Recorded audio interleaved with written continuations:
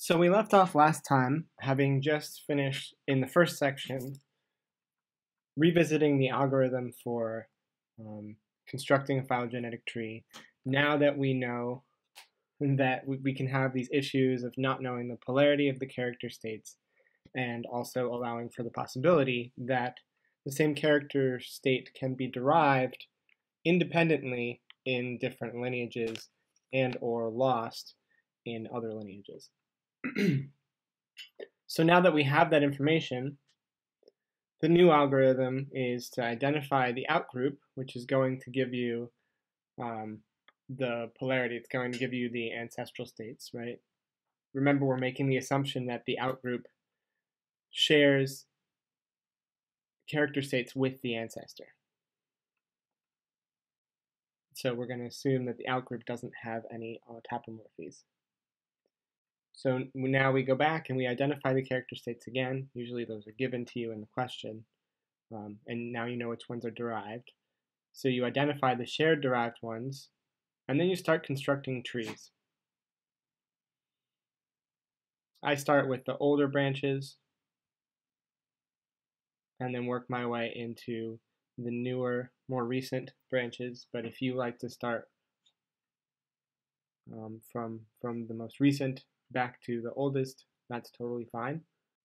But this time, if we notice that synapomorphies aren't all nested within one another, that will bring to light some alternative tree hypotheses that we may have to test later on for the most parsimonious. So once we've constructed those trees, we count all of the transitions, all of the evolutionary changes, all of the apomorphies that we see in the tree, and we identify which tree had the fewest of those, and that's the most parsimonious tree. And we select that as our best hypothesis, label the synapomorphies and autapomorphies on the relevant branches of the final tree. Okay, we can do this using sequence data as our, so that is DNA sequences as our characters.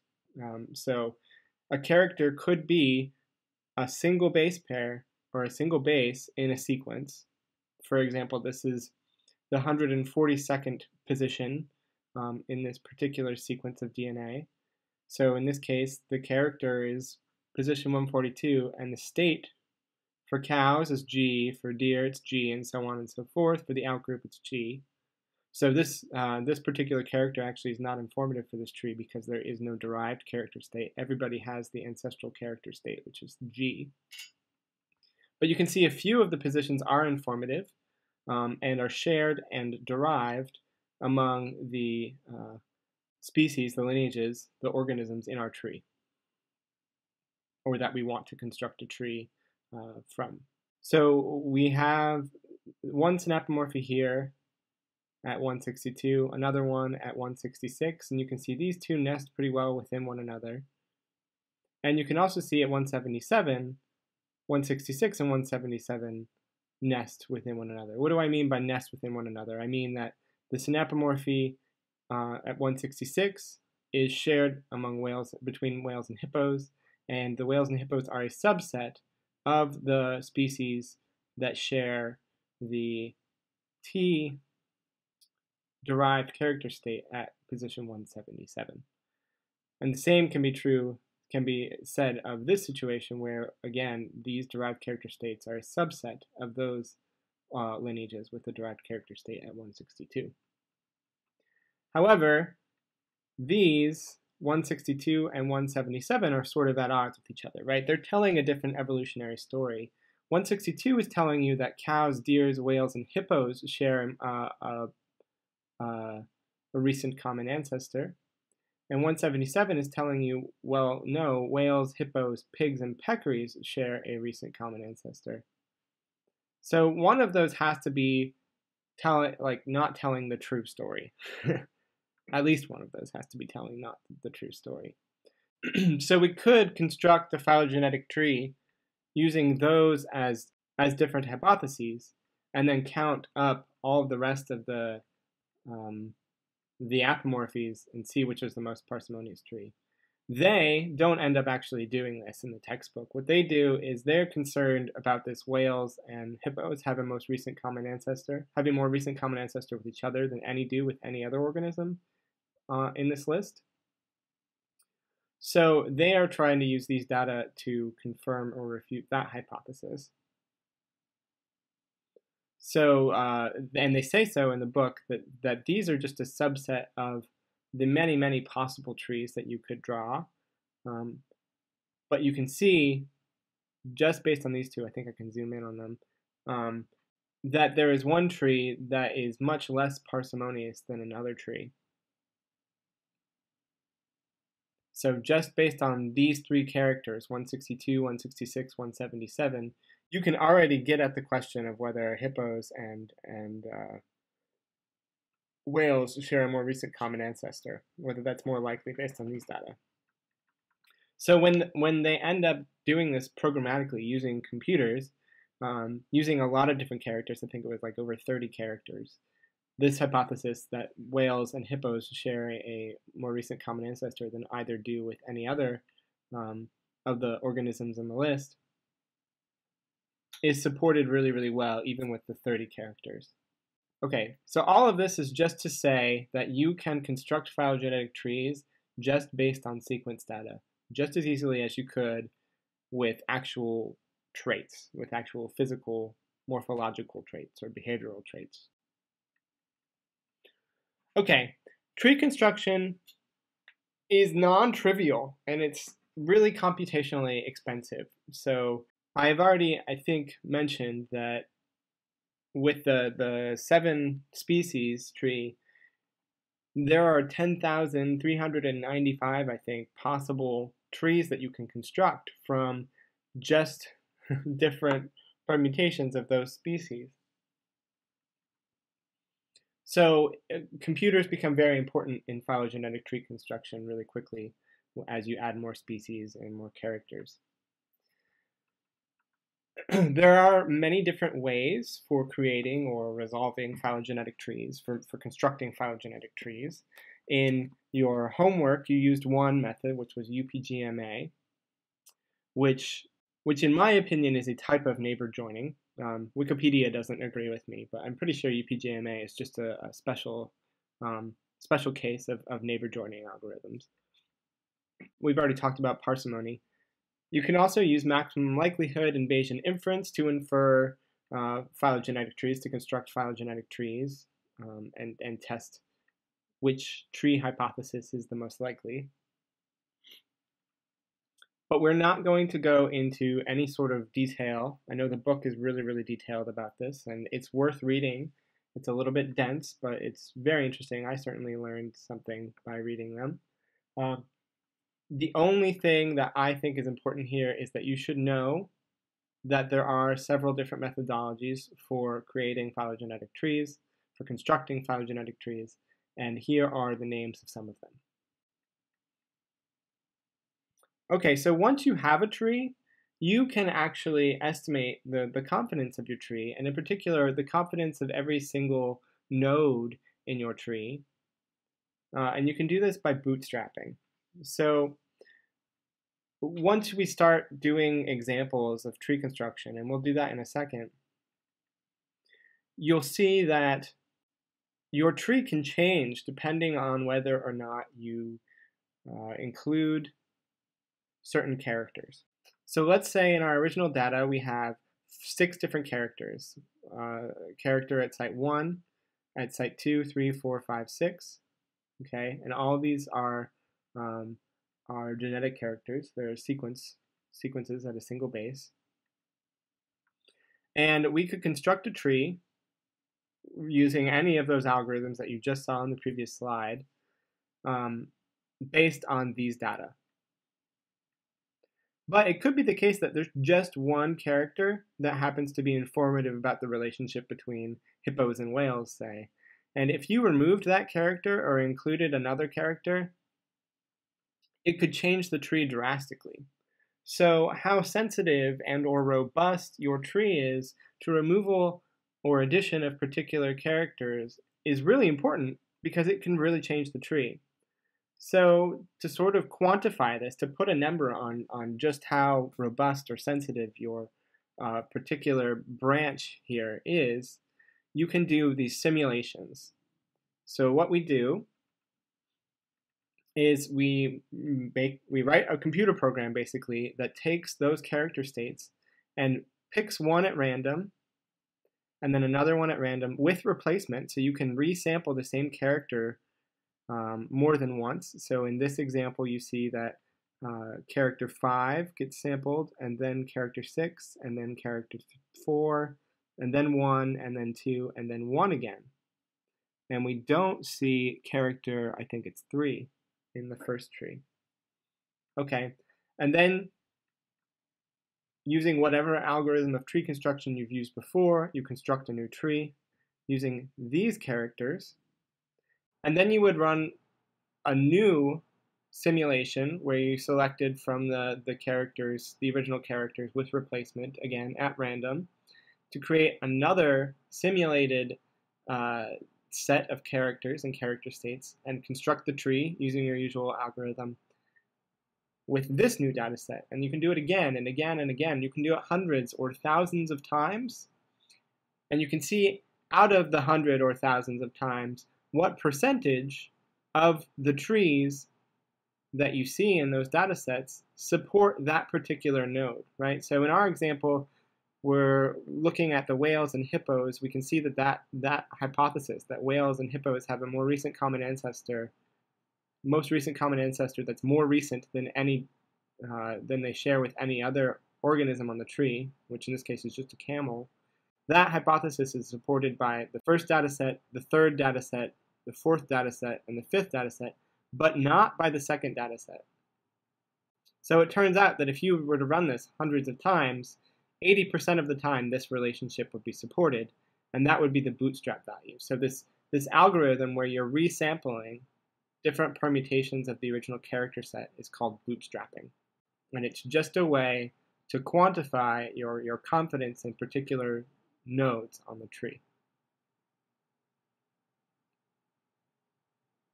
So this number, of course, would range between 0 and 100. If it were 0, that means that that relationship would never have happened in any permutation of the characters. So you would never see that on a tree. You would never see a bootstrap value of 0, but you do see bootstrap values of 100.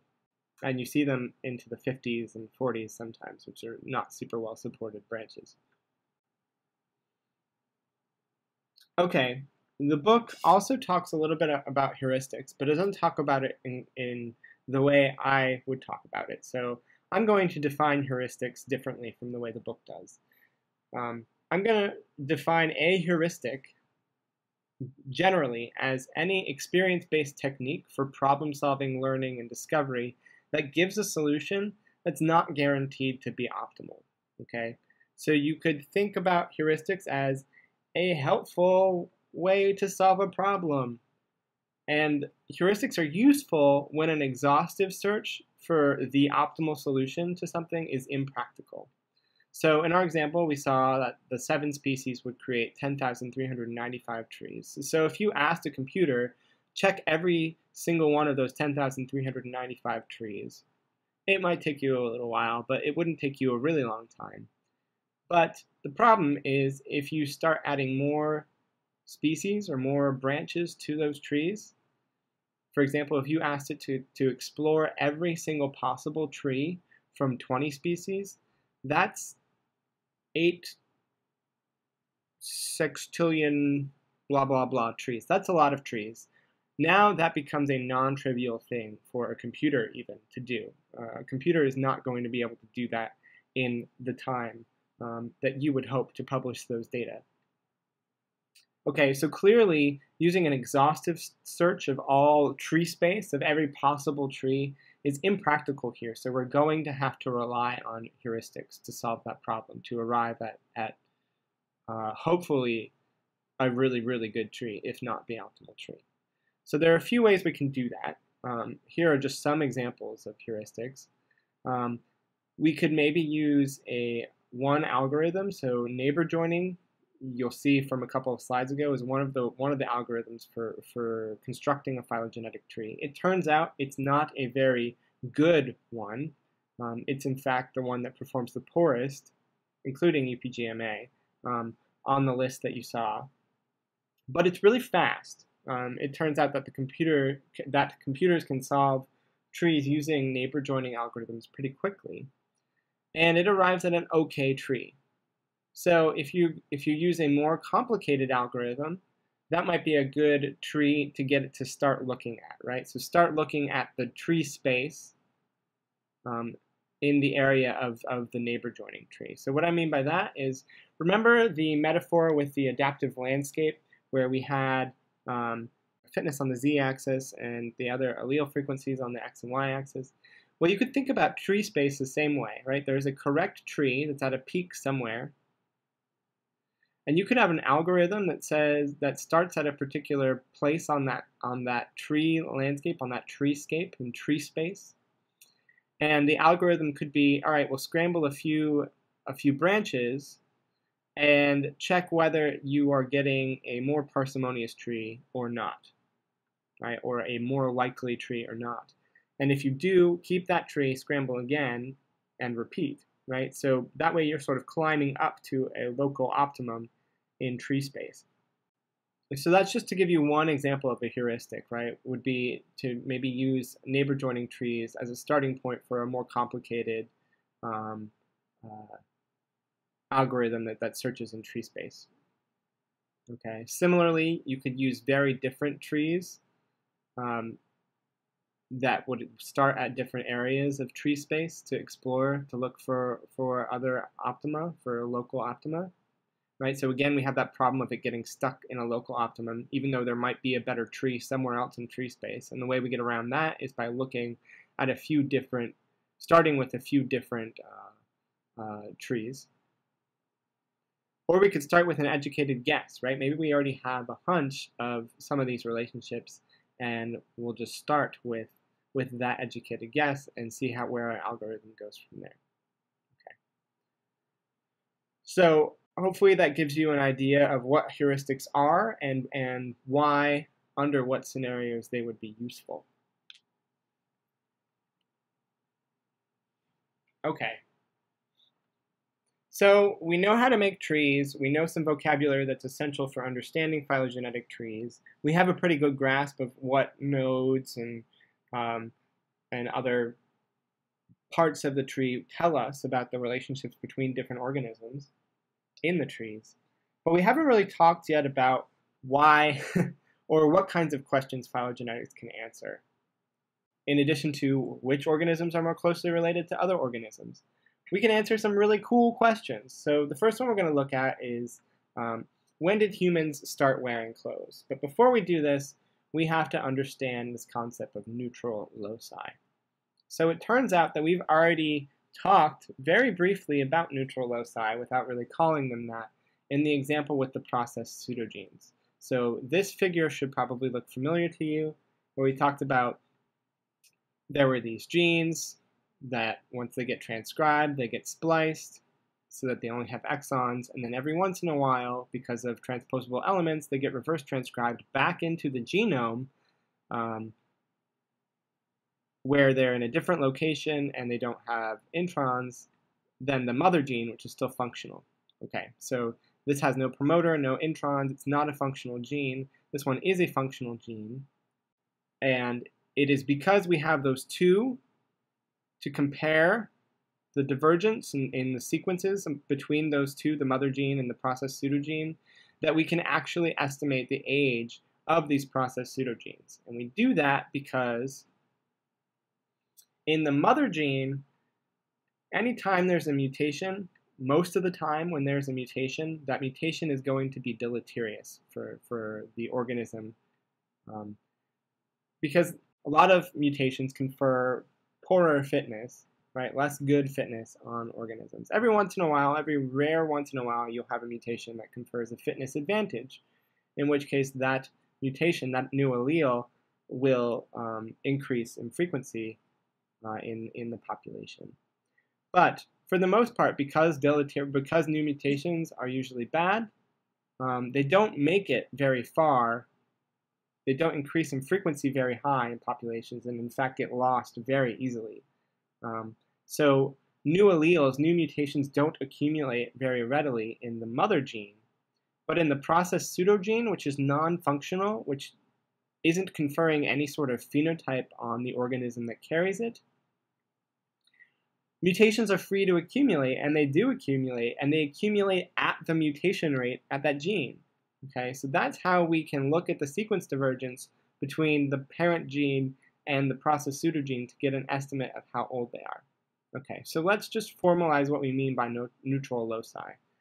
So at neutral loci, populations don't evolve or change in allele frequency via natural selection. The only way they are changing allele frequencies, right, is via genetic drift. So it's a random process. Any particular mutation in this process pseudogene doesn't confer a fitness advantage or disadvantage on its bearer because it is a non-functional gene already. So it's not affecting fitness. It's not affecting that organism's ability to reproduce and pass on those genes. So which mutations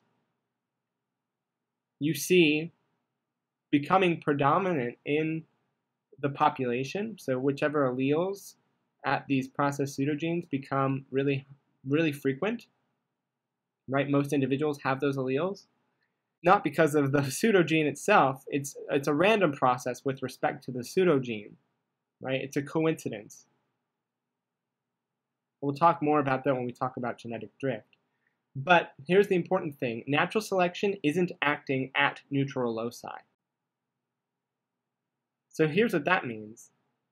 There's this concept of a molecular clock, which means that events can be dated by analyzing molecular changes that occur at a steady state. So if you know the rate of a molecular change and you know that that is happening at a pretty steady state over a period of time, you can actually use those molecular changes to calculate how much time has gone by. And it just so happens that neutral loci are just such a type of molecular change. So the mutations that neutral loci accumulate occur at a known rate, which is the mutation rate, at that particular location in the genome. So it should be noted that I think we had talked about Haldane calculating mutation rates in humans. Humans don't have just one mutation rate across their whole genomes. They have an average mutation rate across their whole genomes, but different parts of the genome are more or less susceptible, let's say, to mutations. Right? You may have talked about this in genetics with recombination hotspots, for example. So there's a lot of double-strand breaks at recombination hotspots, which makes it prone to damage, which makes it prone to mutation. Right? So different locations in the genome have different mutation rates. Different organisms, different species or branches have different mutation rates. Even different positions in a codon have different mutation rates, right? Whether you're first position or third position in a particular codon. But the point is, neutral loci are really useful because the natural selection is not able to act on them. So only drift is acting on neutral loci. So if you can calibrate your molecular clock to some other event that you know that you can put a date on, you can date other events for which more conventional methods are unavailable. So here's an example of this. We can figure out when humans started wearing clothes. So humans have two species of lice that parasitize on us. One is body lice, and one is head lice. So I thought this caption in the textbook was priceless. So body lice live in clothes. They take meals from your body, but they live in clothes. Whereas head lice live in your hair. They live in your scalp. So presumably, body lice diverged from head lice in humans at about the same time that humans started wearing clothes. So that is a major assumption that we are making when we're trying to calculate when humans started wearing clothes. Here are some other things that we know. We know that humans and chimps diverged 5.5 million years ago. That's how we're going to calibrate our clock. We know that one already. We have that information, that particular date known. And we know that humans and chimps have separate species of head lice. So those two species of head lice diverged 5.5 million years old. So if we look at a particular neutral locus between human head lice and chimp head lice, we can estimate the divergence, so the percent sequence difference, between that locus, that neutral locus, in the human head lice and in the chimp head lice. So we can say, okay, this percent divergence is equal to 5.5 million years of time apart. Okay, and then we can look at the divergence between human head lice and human body lice. So we have sequences at that same locus for human body lice as well. And we can say, okay, these two lice, which both have humans as hosts but different parts, have this percent divergence between their sequence at this neutral locus. So if we know this percent divergence is 5.5 million years, and we know this percent divergence, we can figure out how many years that is equivalent to. And it turns out that that's estimated to be about 107,000 years ago. So based on molecular clock, using a neutral locus for different species of lice, we can estimate when humans started wearing clothes. That's really cool. Okay, and then there's this whole other field of phylogeography. So phylogeography is defined as the use of phylogenetics to answer questions pertaining to where organisms live and how they came to be there. So we can construct phylogenetic trees to tell us things about where organisms live and how they came to be there. So here we have a tiger chameleon from the Seychelles, which are a little group of islands between Madagascar and Sri Lanka.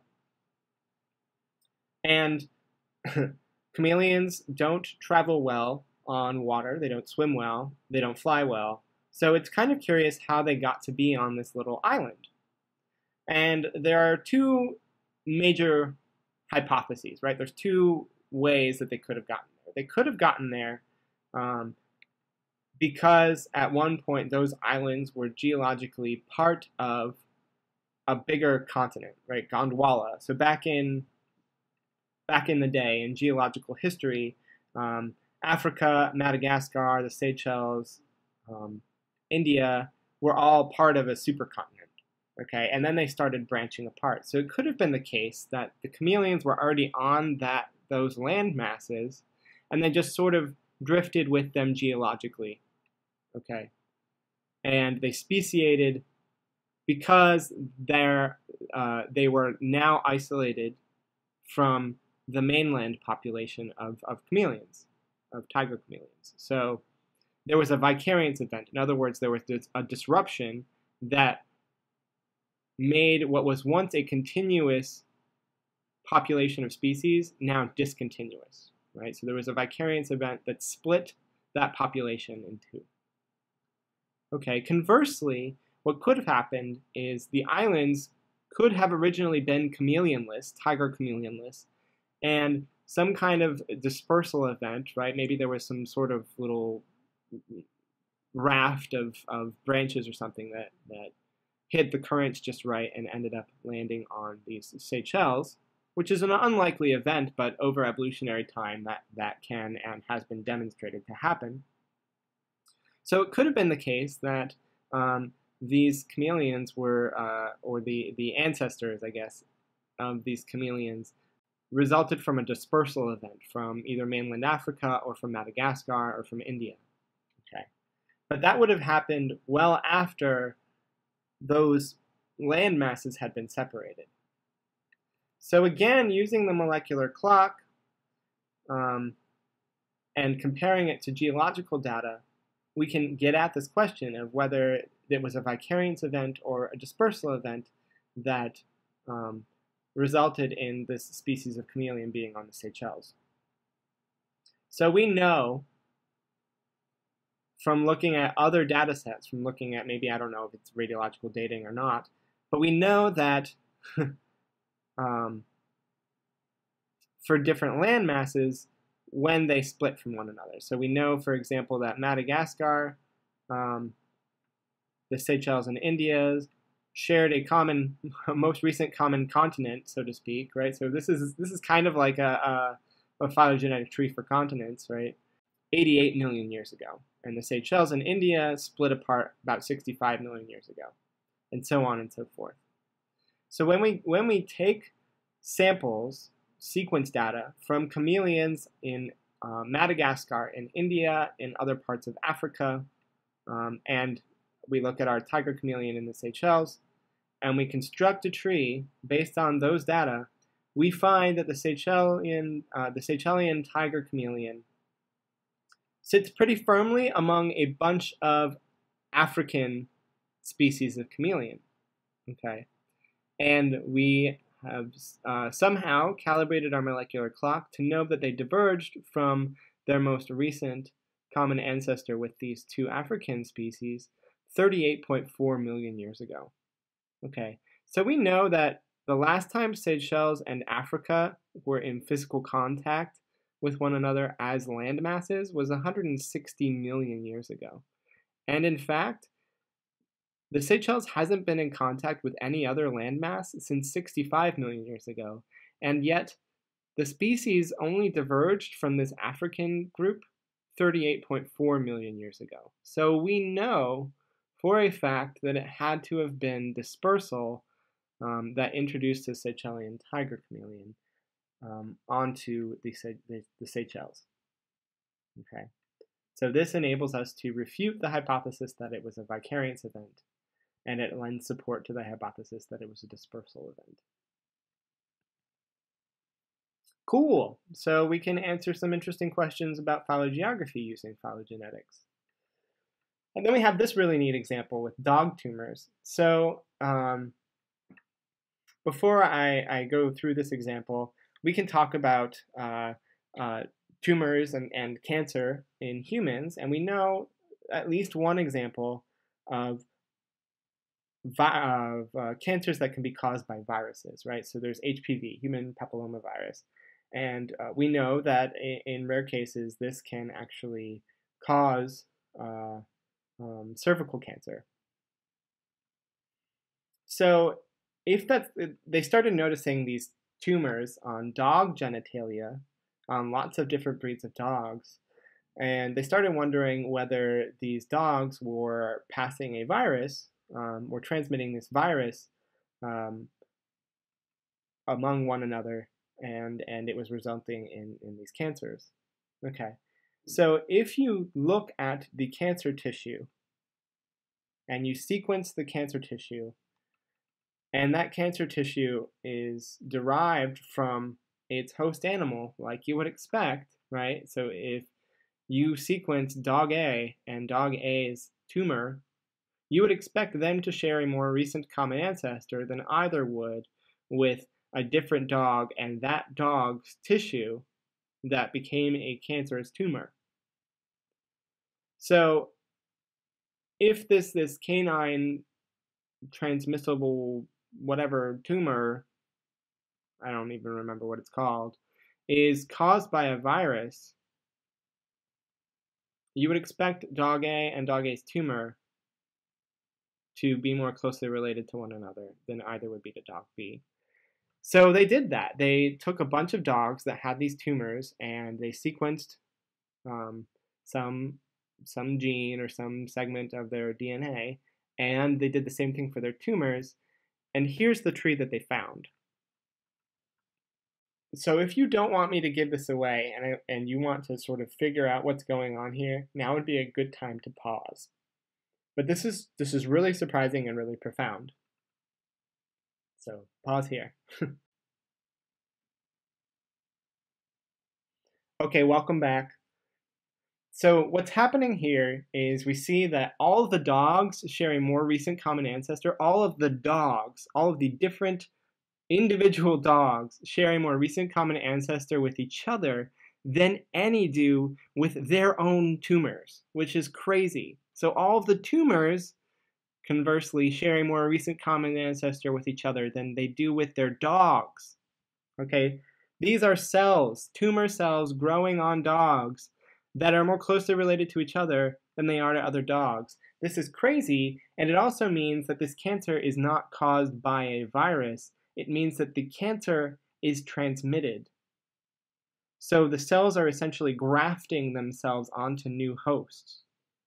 So you could think about this tumor as a different organism, right? It's a different lineage of dog that just happens to be a single-celled dog, and it's being grafted onto these other dogs, and has been actually for a very, very long time.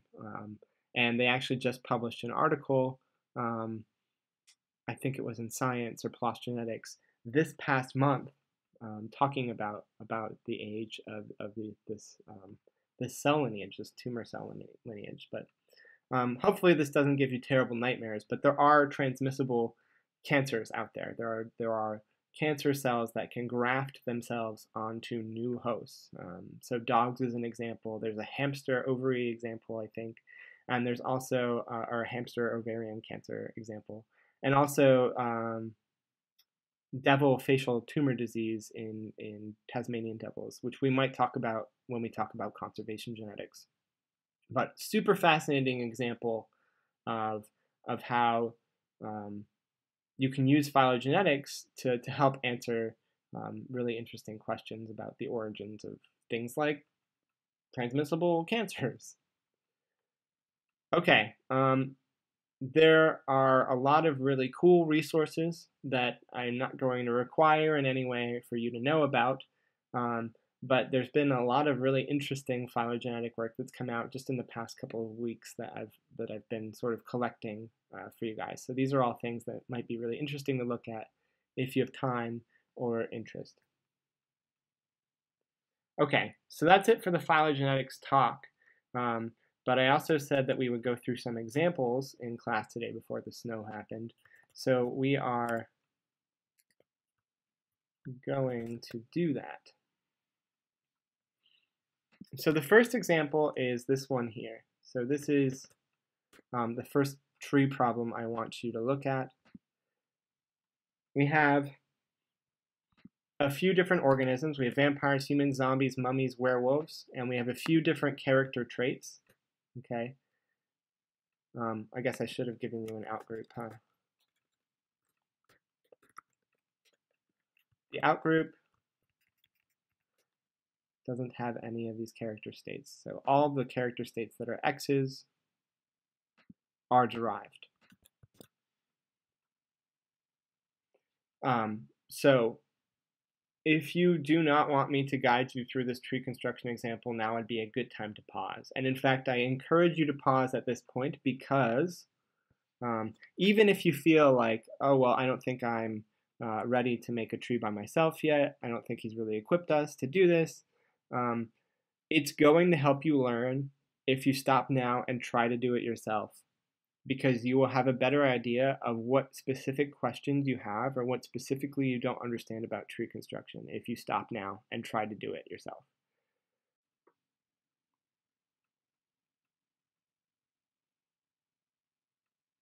Like really, really do it.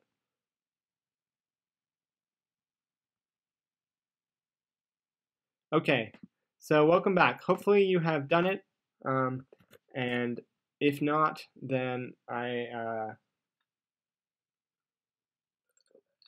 hope this helps you. If so, I hope this helps you. So here's what I would have done. We know that the outgroup doesn't share any character states with any of the X's. So we know that all of the X's are derived character states. Okay, so we've identified the outgroup, I gave it to you, and we have identified the derived character states. We can also identify the shared derived character states, the synapomorphies.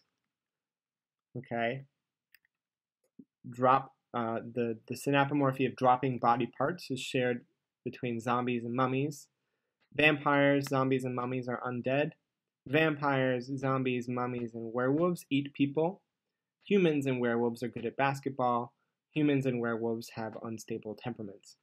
Okay, those are all synapomorphies. They're shared by at least two different organisms, two different species or branches that we're trying to construct a tree of. So looking at these synapomorphies, I notice a few things. I notice that they're not all telling the same story, right? So based on eats people as a character, I would think that vampires, zombies, mummies, and werewolves had a more recent common ancestor with each other than any did with humans. But looking at good at basketball and unstable temperament, it looks like humans and werewolves share a more recent common ancestor with one another. So because we see these three different synapomorphies telling two different stories, we know that we're going to have to construct at least two different trees and try to see which one invokes the fewest evolutionary changes over its tree.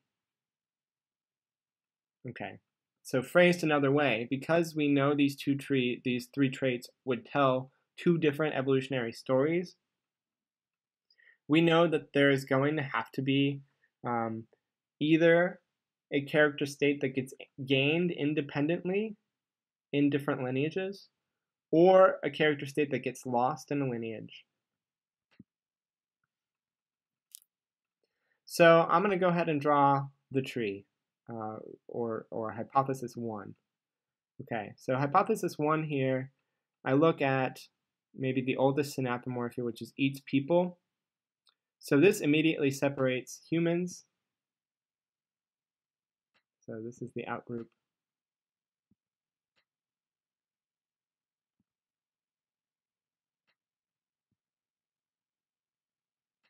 It immediately separates humans from the other lineages. Okay.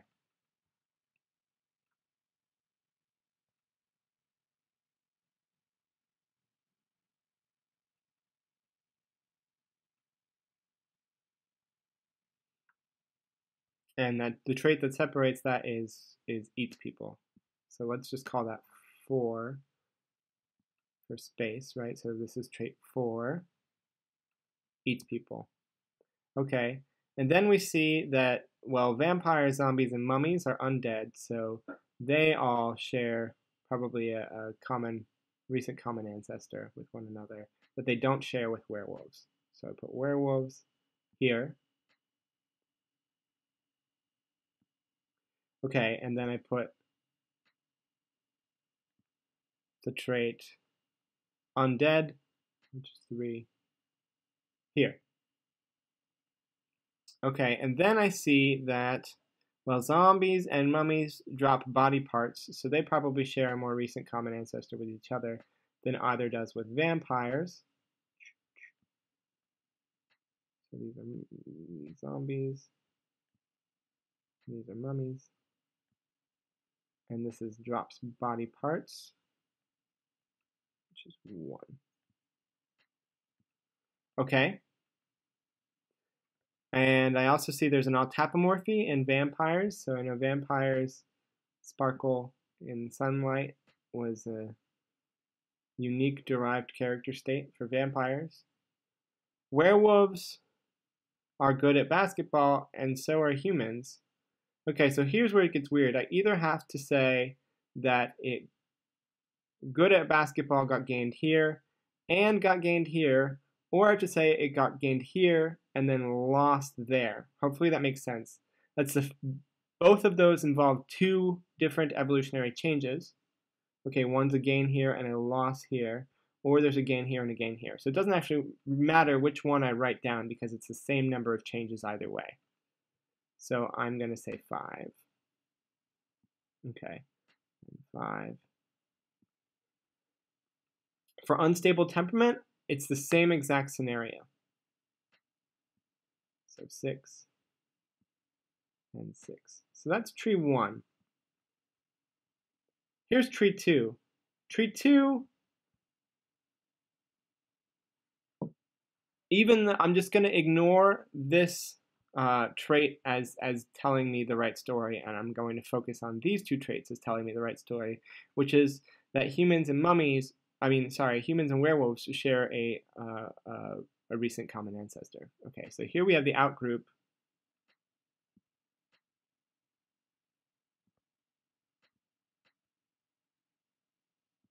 And then we have a lineage that gives rise to humans and werewolves.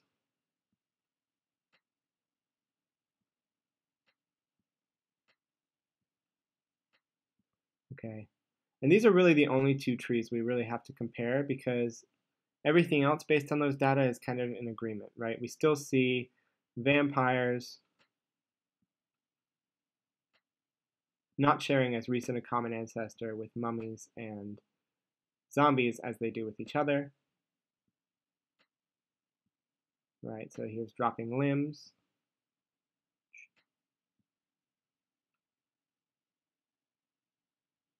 Here's sparkles in the sunlight.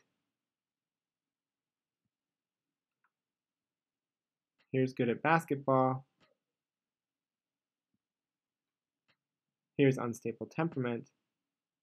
So the only interesting one this time is eats people, right? So eats people either gets gained here and lost in humans, which invokes 2 evolutionary changes, or it gets gained here and gained in werewolves, okay? Again, involving 2 evolutionary changes, so it doesn't matter which of those scenarios we write down. And I won't deduct you for either one of those, okay? They're both right according to these data. We have no way of knowing which one happened. So this is 4 and 4.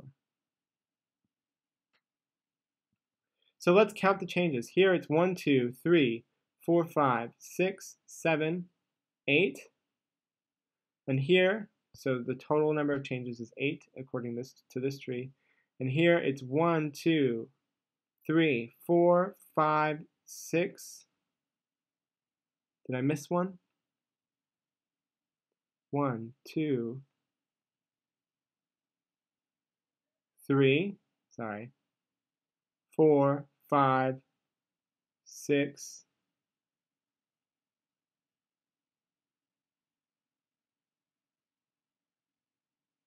Oh, I forgot the undead thing. So all these are 3. 7. Okay, so we would favor this hypothesis. Hopefully it's clear why these were the only trees that we had to draw. And hopefully it's clear too that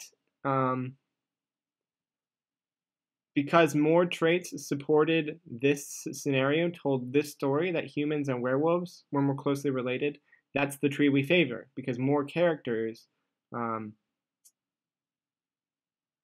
support that. Okay. A fun exercise for you would be to remove trait 6 completely. Just delete that column from the data set and try to reconstruct these trees again. So if this example was not really solid, or you don't see where I'm going with this, now would be a good time to pause and literally do that. Just reconstruct the same tree, but this time using only traits 1 through 5 and not using trait 6.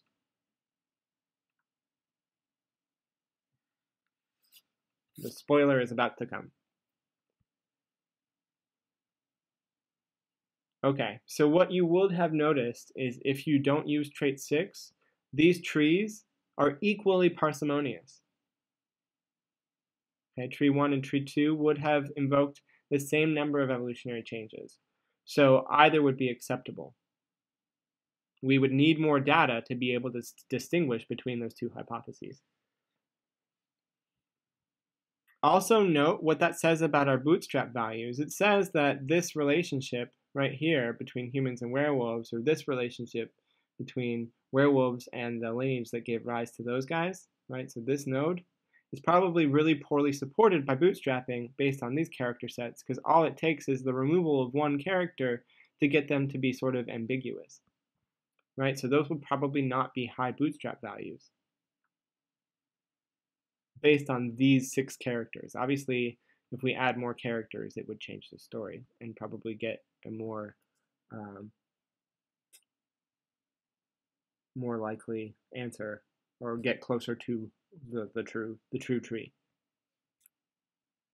So I'm going to post one other example in the on Angel, and I'll go over the answer to that example in class on Monday because I think I've already gone way too long with this talk.